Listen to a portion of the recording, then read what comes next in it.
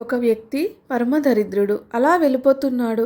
పార్వతీదేవి అతన్ని చూసి, వీడింత దరిద్రుడు, ఏమైనా ఇద్దాం, సహాయం చేద్దామని పరమేశ్వరునితో అంటుంది. మహాజ్ఞాని కదా శివయ్య, కుదరదు పార్వతి, వాడు చేసిన పాపపుణ్యాలు అటువంటివి.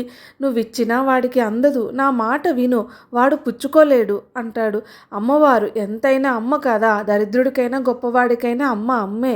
ఎందుకు పుచ్చుకోలేడు? బంగారు కణికల మూట వేస్తాను, వాడు వెళ్ళే దారిలో అది చూసి పుచ్చుకుంటాడుగా. ఎదురుగా కనబడుతుంటే పుచ్చుకొని సంపద కలిగిన వాడు అవుతాడు కదా అంటే శివుడు, వెయ్యి చూస్తాను, మరి ఏం చేస్తాను అంటాడు. అమ్మవారు అంత దూరంలో బంగారు కణికల మూట వేసింది. వాడు వస్తున్నాడు. ఇంకా ఆ మూట కనపడే అంత దగ్గరకు వచ్చిన తరువాత ఒక ఆలోచన వస్తుంది.